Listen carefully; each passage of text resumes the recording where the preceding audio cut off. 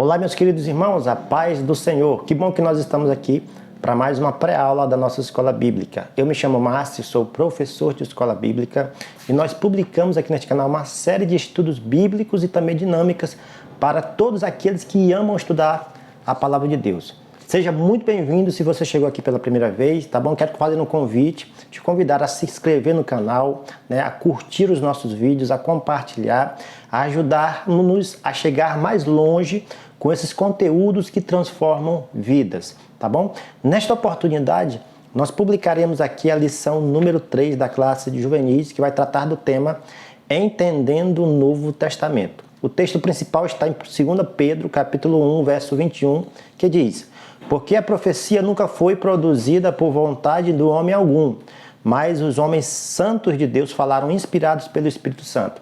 Nós sabemos que toda a palavra de Deus, né, ela é divinamente inspirada por Deus para o nosso ensino, desde Gênesis até Apocalipse.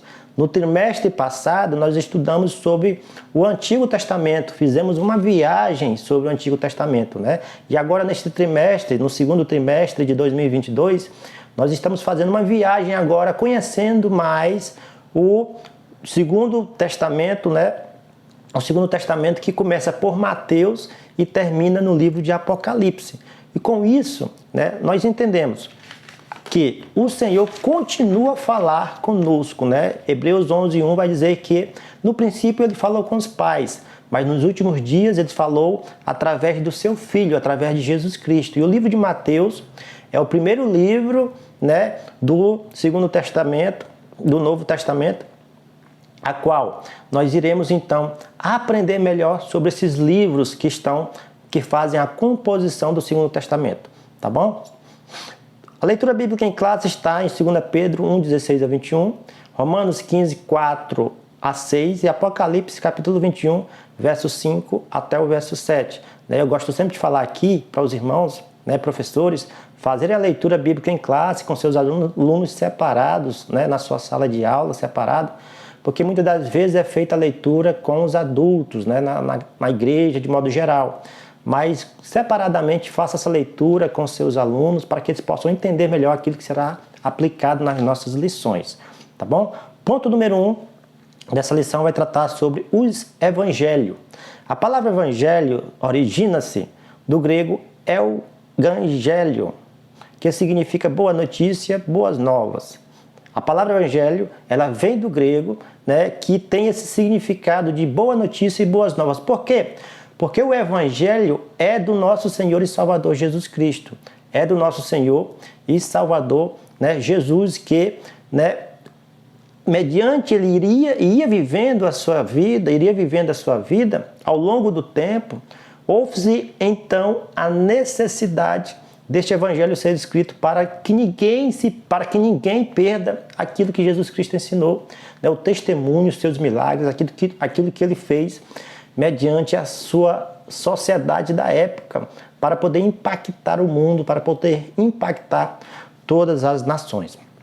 Tá bom? Nessa lição nós faremos uma dinâmica bem interessante no finalzinho, né, dos pontos dessa lição, para que os irmãos também possam aplicar na sua sala de aula. Mateus, Marcos, Lucas e João são, portanto, chamados de evangelhos pelo fato de conter boa nova de Deus para a humanidade, através dos registros do nascimento de Jesus, do seu ensinamento, da sua morte, ressurreição e promessa de retorno para buscar a sua igreja. É através dos 4 evangelhos, Mateus, Marcos, Lucas e João, que nós temos aí de uma maneira completa a história de Jesus Cristo, né? Toda a sua história, daquilo que ele fez, do seu nascimento, da morte, da sua ressurreição, dos milagres que ele fez, né? Nós temos aí todo um testemunho escrito, né, do Filho de Deus que se encarnou e veio a esta terra, o próprio Senhor e Salvador Jesus Cristo. Para quê? Para que, através da fé, né, eu e você pudesse ser salvo em Jesus Cristo. Contudo, não são versões contraditórias, né? Os 4 evangelhos não se contradizem, mas sim convergentes e complementares. As diferenças são na forma como as informações foram coletadas e os textos produzidos. Cada um dos 4 evangelhos, né, tiveram a sua visão, né? Eles tiveram a sua visão. O Evangelho de Marcos, por exemplo, é o primeiro livro do Novo Testamento, né? Ele foi escrito por volta do ano 47, foi escrito por um discípulo de Pedro, tá bom? E ele então anotou tudo aquilo que ele ouvia falar, ouvia Pedro falando, né, a respeito de Jesus Cristo. O Evangelho de Mateus, né, ele é um testemunho ocular, ele presenciou, ele era um dos discípulos, dos apóstolos de Jesus, e ele viu o próprio Jesus falando algumas coisas, e posteriormente, anos mais tarde, este livro foi escrito, né, e também, né, falou algo de Jesus Cristo. O Evangelho de Lucas, né, é o único que não é judeu, né, é uma pessoa que não é judeu, e ele escreveu este livro, né, para os gregos, tá? Falando também, né, daquilo que Jesus Cristo fez, daquilo que Jesus Cristo anunciou aqui nesta terra. Posteriormente, Lucas com certeza não era discípulo de Jesus Cristo, ele não era apóstolo, melhor dizendo, de Jesus Cristo, mas ele sim é um historiador, né, conhecido como médico amado, também conforme Colossenses capítulo 4, e ele então, né, como sendo um grande historiador, pegou todas as informações de Cristo e escreveu este livro, né, pesquisando, um grande pesquisador, e escreveu este livro para poder nos ensinar, também tendo a sua visão a respeito de Jesus Cristo. O Evangelho de João, os irmãos sabem, João ele foi o último apóstolo, né, a morrer, né, e ele também era um apóstolo de Jesus Cristo.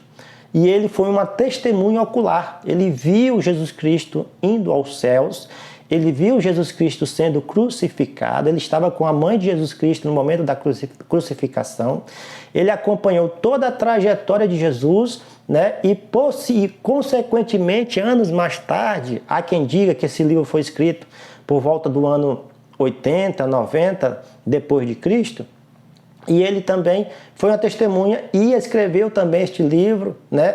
Evangelho de João, né? Evangelho de Jesus Cristo, segundo escreveu João, conforme a sua visão. Então, esses 4 evangelhos, eles não se contradizem, mas eles contam de visões diferentes, a história de Jesus, o testemunho de Jesus. O ponto número 2 vai tratar sobre o livro histórico. Embora os evangelhos estejam relatados, né, de maneira histórica, apenas Atos dos Apóstolos é caracterizado como um livro histórico. Por quê? Porque o Atos dos Apóstolos, ele começa a contar a história da igreja após a ascensão de Jesus Cristo ao céu. Jesus Cristo, em Atos capítulo 1, verso 8, se despede dos apóstolos e ele é levado ao céu.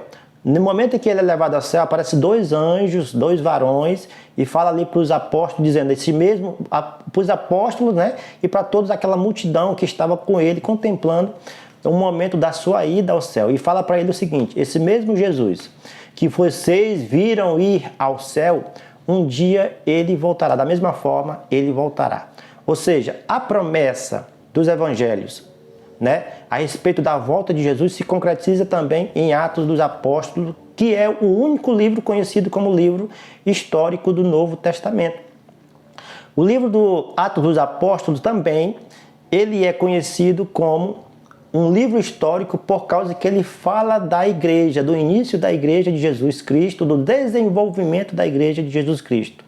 Por exemplo, em Atos dos Apóstolos, que leva o nome de Atos e dos Apóstolos por causa dos próprios apóstolos, da história dos apóstolos, ele é um livro também que fala a respeito, né, como eu já falei, da ascensão de Jesus Cristo aos céus, né, Atos 1, 6 a 14, do contexto da intensa perseguição, conforme Atos capítulo 4, verso 1 a 31, né? Mostra também, né, o próprio Espírito Santo descendo, né, como forma de fogo, como línguas de fogo, né, assim, na situação, no momento do batismo com o Espírito Santo, dos apóstolos, quando eles estavam todos reunidos no cenáculo, né, no mesmo lugar, conforme Atos capítulo 2, versículo de 1 a 13, né, mostrando aí a operalidade de maneira plena do Espírito Santo, capacitando o servo,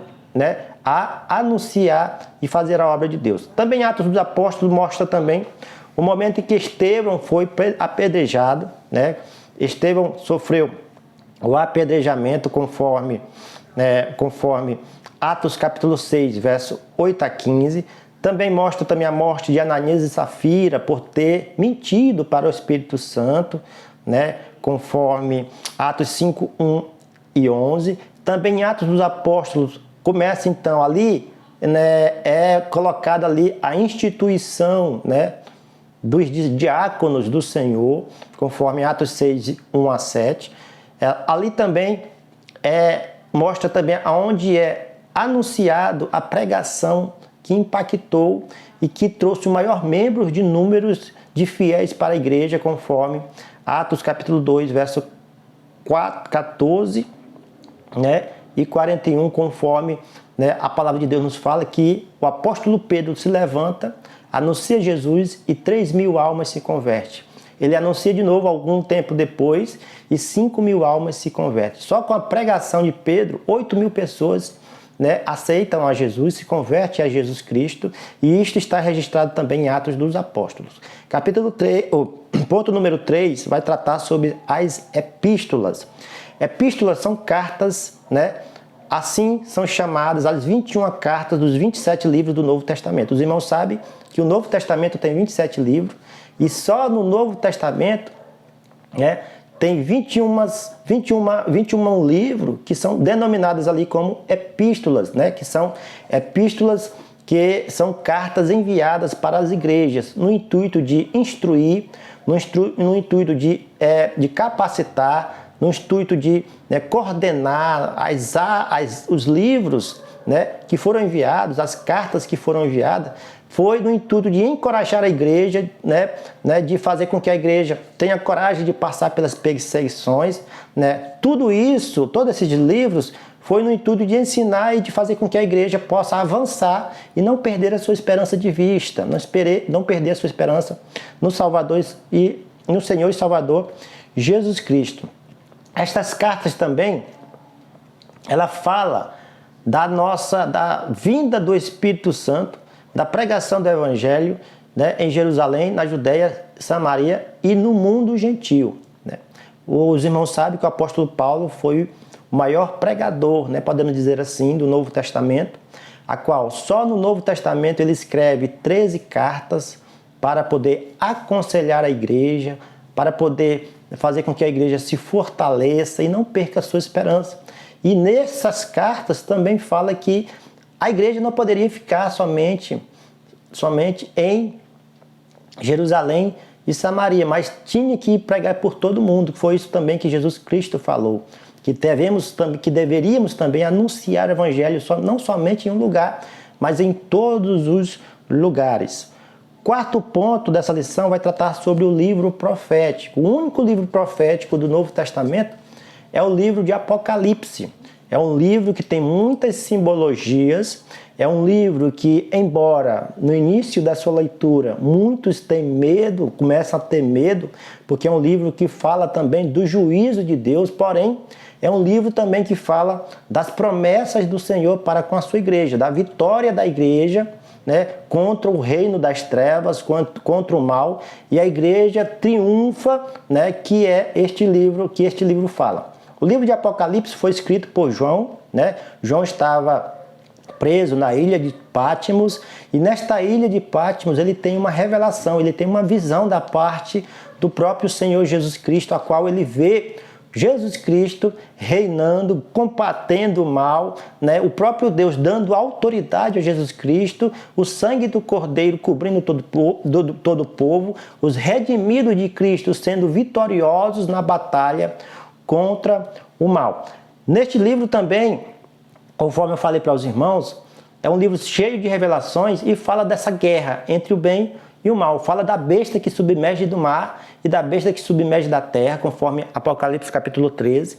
E tem a simbologia que a partir deste livro acontecerá muitas coisas, nos mostrará que a partir deste livro acontecerá muitas coisas no final deste mundo, né? No final desta era, porque o Senhor pelejará por cada um de nós. Contudo, não são apenas mensagens de juízo. O livro de Apocalipse também não tem apenas isto, mas encontra também nele esperança do Cordeiro de Deus com os remidos, Apocalipse capítulo 14, verso 1 ao 5, sobre as vitórias de Cristo contra a besta e o falso profeta, Apocalipse capítulo 19, verso 1 a 21, a prisão de Satanás, o reino milenial de Cristo, conforme Apocalipse capítulo 20, de 1 ao 6, novo céu e nova terra, Apocalipse capítulo 21, verso 1 ao 8, fala também neste livro sobre as bodas do Cordeiro e a nova Jerusalém, né, que irá descer, né, como trazendo paz aos remidos do Senhor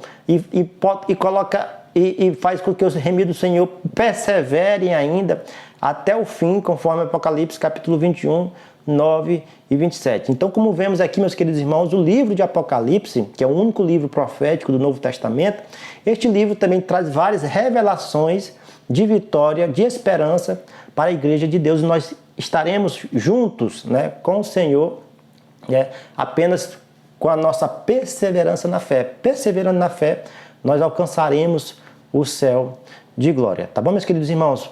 A dinâmica que eu quero deixar para os irmãos neste vídeo, ele vai tratar sobre um objeto. Os irmãos vão pegar, né? Os irmãos vão pegar um papel e no papel, né? No papel, os irmãos vão desenhar um quadrado, um quadradinho assim, tá? Os irmãos vão levar um papel para a sala de aula, o professor vai levar um papel para a sala de aula e lá no papel ele vai desenhar um quadrado, certo? Um quadradinho assim. Eu estou sem esse material aqui, mas os irmãos vão entender direitinho essa dinâmica. E aí, o professor vai apresentar o quadrado, né, para a classe e vai perguntar para a classe o que os irmãos estão vendo, o que os alunos estão vendo. Os alunos, claro, vão dizer, não, estou vendo aí um quadrado desenhado. Por exemplo, aqui eu tenho aqui um quadro, né, desenhado aqui atrás, certo? Este quadro, ele tem 4 lados. E aí o professor vai dizer isso para os alunos. O quadrado que o professor desenhar tem 4 lados, tá? E o que esses 4 lados vão representar? O professor vai colocar nos 4 lados do papel Mateus, né? Como se fosse aqui, ó. Colocar Mateus em cima, aqui. Mateus em cima, do lado aqui. Desse lado aqui, coloca Marcos. Embaixo coloca João e desse lado de cá coloca Lucas, né? Coloca os 4 evangelhos desenhados no papel, né? No quadrado do papel. Em cada lado coloca os 4 evangelhos. E aí o professor vai dizer assim, esses 4 evangelhos, né, estão no mesmo objeto? Claro, os alunos vão dizer, estão sim no mesmo objeto, sim. Estão no mesmo objeto. Mas os 4 evangelhos, eles estão falando da mesma coisa, né? Segundo a lição que nós acabamos de estudar, os alunos vão dizer, sim, estão falando da mesma coisa, sim. Da mesma forma que os 4 evangelhos mostram os 4 lados de Jesus Cristo, mostra o testemunho de Jesus Cristo, né? De maneiras diferentes, de visões diferentes, né? Também o quadro, ele, né, representa uma única pessoa, um único objeto, contado também de vários lados. Assim como o quadro tem vários lados, né, da história, também todo o testemunho e toda a história tem também várias visões, né, várias histórias contadas de uma mesma pessoa. Porém, elas não se convergem, não se dividem. Os 4 evangelhos, eles não se divergem. Eles se encontram, na verdade, as histórias se encontram, mostrando que o Senhor, ele fez tudo isto e através das 4 histórias contadas, o testemunho de Jesus se fortalece, provando aí que Jesus Cristo histórico, ele existe, que Jesus Cristo fez os milagres. Da mesma forma que o quadro é só um objeto, mas tem 4 lados, da mesma forma Jesus também, ele é uma pessoa, o Filho de Deus, e ele teve a sua história contada por várias áreas, por vários lados, né? Por várias visões. Tá bom, meus queridos irmãos? Esta é a dinâmica rápida, simples, que os alunos entenderão melhor com relação ao Evangelho do Senhor Jesus Cristo, que salva, que cura, que liberta. Por que eu foquei nos Evangelhos? Porque nós sabemos que no início da nossa leitura bíblica, quem nunca leu a Bíblia, tem que começar pelos Evangelhos. Por quê? Porque os Evangelhos contam a história de Jesus. E é Jesus que impacta, que vai transformar as nossas vidas. A história de Cristo que vai transformar a cada um de nós, tá bom? Fiquem todos na paz, eu espero que você tenha gostado desta videoaula. Na próxima lição nós entenderemos sobre a cronologia, né, do Novo Testamento. E eu tenho certeza que vai ser bênção para todos nós. Fiquem todos na paz e até a próxima.